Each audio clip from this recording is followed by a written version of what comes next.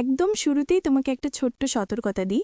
এই গল্পটা তুমি শুনতে শুরু করলে হয়তো মাঝপথে থামতে পারবে না, কারণ এটার প্রথম লাইন থেকে এমন একটা অদ্ভুত টান তৈরি হবে যে মনে হবে এর পরের ঘটনাটা জানতেই হবে।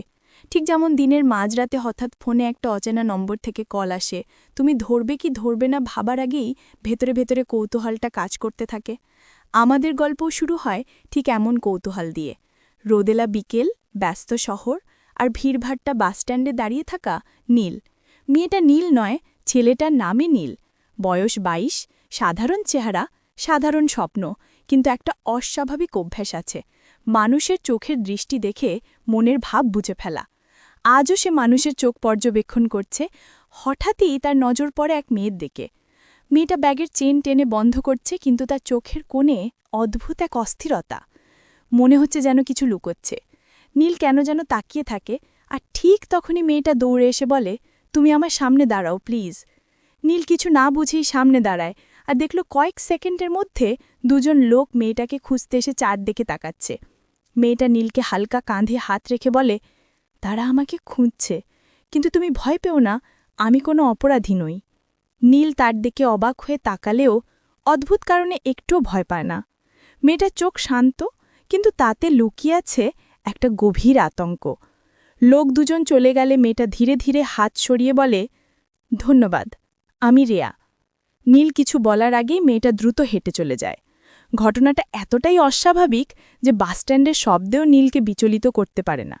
পরদিনও নীলের মাথায় ঘুরতে থাকে মেয়েটার চোখের সেই আতঙ্ক। সে ভাবে, কি এই রেয়া? কেন তাকে কেউ খুঁজছিল? আবার দেখা হলে কি জিজ্ঞেস করবে? কিন্তু শহর এত বড়, কেবল কাকতালীয়ভাবে আবার দেখা, সেটা তো প্রায় অসম্ভব। অথচ গল্পের মোড়টা এখানেই ঘোরে। দ্বিতীয় দিন বিকেলেই নীল যখন লাইব্রেরির সামনে দিয়ে হাঁটছে, ঠিক তখনই দেখতে পায় রেয়া ভেতরে বসে কিছু লিখছে। এবার নীল এগিয়ে যায়। রেয়া তাকে দেখে অবাক হয় না, বরং মনে হয় যেন তার আশাটা সে আগেই জানত। রেয়া হাসি মুখে বলে, তোমাকে একটা কথা বলি? আমি গতকাল তোমার চোখে একটা জিনিস দেখেছিলাম, সাহস, তাই তোমার পাশে দাঁড়াতে বলেছিলাম। নীল একটু হেসে বলে, ঠিক আছে, কিন্তু তুমি কেন পালাচ্ছিলে সেটা কি জানতে পারি? রেয়া চুপ করে যায়। একটু পরে ধীরে বলে, আমি এমন কারো কাছ থেকে পালাচ্ছি যাকে আমি একসময় বিশ্বাস করতাম।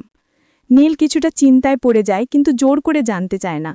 সেই দিনটায় দুজন অনেক আলাপ করে, বই, গান, শহরের পাগলামি, এমনকি প্রথম দেখা হওয়ার অদ্ভুত ঘটনাটা নিয়েও হাসাহাসি হয়। নীল মনে মনে বুঝতে পারে এই মেয়েটা তার জীবনে এক অদ্ভুত আলো নিয়ে এসেছে। কয়েকদিন পর দুজন আরও ঘনিষ্ঠ হয়ে যায়, কিন্তু যত ঘনিষ্ঠ হয় নীলের মনে ততই বাড়তে থাকে সন্দেহ, রেয়ার ভয় আসলে কাকে নিয়ে? তার পরিবার, কোনো পুরনো প্রেমিক, নাকি আরও কিছু?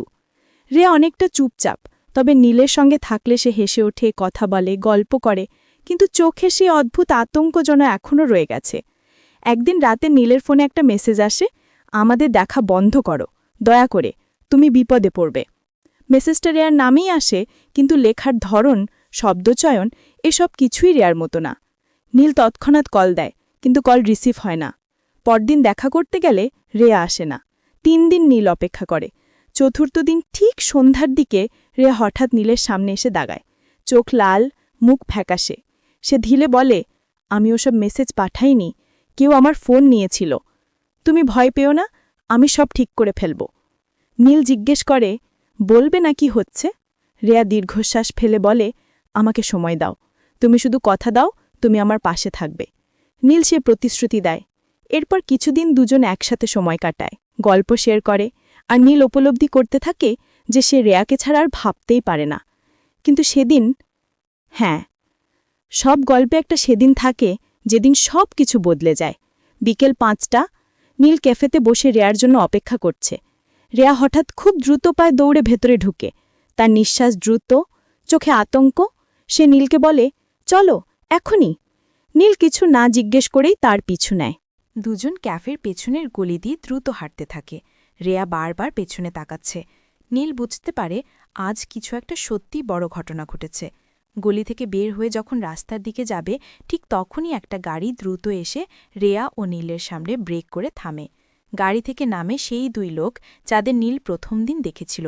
তারা রেয়াকে উদ্দেশ্য করে বলে, তুমি ভেবেছ পালিয়ে বাঁচবে? রেয়া নীলকে পেছনে ঠেলে বলে, তুমি দৌড়াও এখনই। কিন্তু নীল দৌড়ায় না, সে রেয়ার সামনে দাঁড়ায়। লোক দুজন নীলকে বলে, তুমি জানোই না তুমি মাঝখানে এসে কি বিপদ ডেকে এনেছ। রেয়া কাঁদতে কাঁদতে বলে, তোমরা নীলকে কিছু করো না, সব দোষ আমার। নীল হতবাক, সে বলে, রেয়া বলবে না কি হচ্ছে, আমি কি বিশ্বাসযোগ্য না? রেয়া চোখ বন্ধ করে বলে, আমি একজনের কাছ থেকে পালাচ্ছি। আমার এক্সফিয়ন্সে বিয়ে ঠিক হয়েছিল, কিন্তু সে খুব হিংস্র, মানসিকভাবে অসুস্থ। আমি বিয়েতে রাজি না হওয়ায় সে আমাকে আটকে রাখতে চেয়েছিল। আমাকে খুঁজে বের করার জন্য টাকা দিয়ে লোক লাগিয়েছে, আর এরা সেই লোক। পরিস্থিতি উত্তপ্ত হয়ে উঠলেও হঠাৎের মধ্যেই একদম অপ্রত্যাশিত ঘটনা ঘটে। রেয়ার বাড়ির একজন আত্মীয় পুলিশ নিয়ে হাজির হয়। রেয়ার এক্সফিয়ন্সের সব অপরাধের বিরুদ্ধে অভিযোগ করা হয়েছিল আগেই, আর আজই নাকি গ্রেফতারের অর্ডার বের হয়েছে।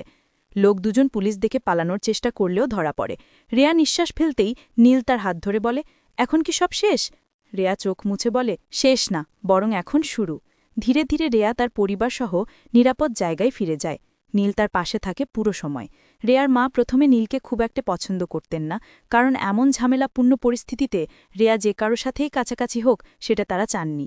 কিন্তু সময়ের সাথে তারা বুঝতে পারেন যে নীলের উপস্থিতি রেয়ার ভয় কাটাতে সাহায্য করছে। কয়েক মাস পরে রেয়া ধীরে ধীরে স্বাভাবিক জীবনে ফিরতে শুরু করে, কিন্তু একটা জিনিস এখনও তাকে কষ্ট দেয়। সে মনে করে নীল তার জন্য অকারণে বিপদে পড়েছিল। সে মাঝে মাঝে নীলকে বলে, তুমি চাইলে আমাকে ছেড়ে যেতে পারো, তোমার জীবন নষ্ট হোক আমি চাই না। নীল তখন শুধু হাসে আর বলে, মানুষ কাউকে ভালোবাসলে তাকে বিপদ বলে ছেড়ে যায় না, বরং সেই বিপদে হাত ধরে দাঁড়িয়ে থাকে। রেয়া চোখ নামিয়ে ফেলে, কারণ সে জানে এই কথাটা মিথ্যে নয়। একদিন সন্ধ্যায় নীল রেয়াকে নিয়ে শহরের পুরনো ব্রিজের ওপর দাঁড়ায়।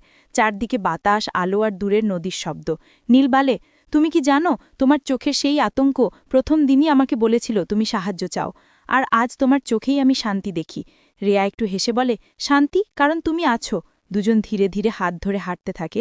রেয়া নীলকে বলে, তুমি আমাকে ভয় থেকে বাঁচিয়েছ, এখন আমি তোমাকে একটা প্রতিশ্রুতি দিই, আমি আর কখনো পালাবো না, না অতীত থেকে, না ভবিষ্যৎ থেকে, না তোমার ভালোবাসা থেকে। নীল তার হাত আরও শক্ত করে ধরে। কিন্তু এখানেই গল্পের শেষ নয়। কয়েক সপ্তাহ পরে রেয়া জানতে পারে তার এক্সফিয়ন্সে পালানোর চেষ্টা করেছিল, কিন্তু পথে গুলিবিদ্ধ হয়ে মারা গেছে। এটা শুনে রেয়া ভেতরে ভেতরে ভেঙে পড়ে, কারণ মৃত্যু কারোই কাম্য নয়, even if he was dangerous. Neel রেয়ার পাশে বসে ঘণ্টার পর ঘণ্টা তাকে বোঝায় যে তার কোনো দোষ নেই। ধীরে ধীরে সে নিজেকে আবার তৈরি করে। কয়েক মাস পরে নীল চাকরির ইন্টারভিউ পায় অন্য শহরে। সে যেতে চায় কিনা সেটা স্পষ্ট নয়, কারণ রিয়াকে ছেড়ে যেতে চায় না। কিন্তু রিয়া তাকে সাহস দিয়ে বলে, তোমার স্বপ্ন তুমি অর্জন করবে, আমি আছি, আমি থাকব। দূরত্ব ভয়ের কিছু না, ভয় ছিল সেই সময় যখন আমরা সঠিক মানুষকে পাইনি। নীল তার দিকে তাকিয়ে বুঝতে পারে রিয়া শুধু সাহসীই নয়, সে তার জীবনের সবচেয়ে বড় শক্তি। শেষ দৃশ্য হয় তাদের ট্রেন স্টেশনে। নীল ট্রেনে উঠছে। রিয়া তার হাত ধরে বলে, মনে রাখো তুমি দূরে গেলেও আমাদের গল্প দূরে যাবে না। নীল হেসে বলে, কারণ গল্পটা আমরা। ট্রেন চলে যায়, রিয়া দাঁড়িয়ে থাকে। কিন্তু এই গল্পের টুইস্ট এখানেই। নীল নতুন শহরে গিয়ে বুঝতে পারে সে রেয়ার সাথে জীবন কাটাতে চায়, দূরত্বে নয়। কয়েক সপ্তাহ পর সে হঠাৎ এক সন্ধ্যায় রেয়ার বাড়ির সামনে এসে দাঁড়ায়। রেয়া দরজা খুলে অবাক হয়ে বলে, তুমি তুমি তো বলেছিলে সেখানে থেকে যাবে। নীল বলে, থাকার মতো জায়গা তো এটা, তোমার পাশে। রেয়ার চোখ ভিজে ওঠে, সে নীলকে জড়িয়ে ধরে। আর এখানেই গল্প শেষ নয়, বরং আসল শুরু। দুজন একসাথে নিরাপদ, শান্ত আর ভালোবাসায় ভরা ভবিষ্যতের পথে হেঁটে যেতে থাকে। কারণ ভালোবাসা কখনো ড্রামা দিয়ে শুরু হলেও শেষটা হয়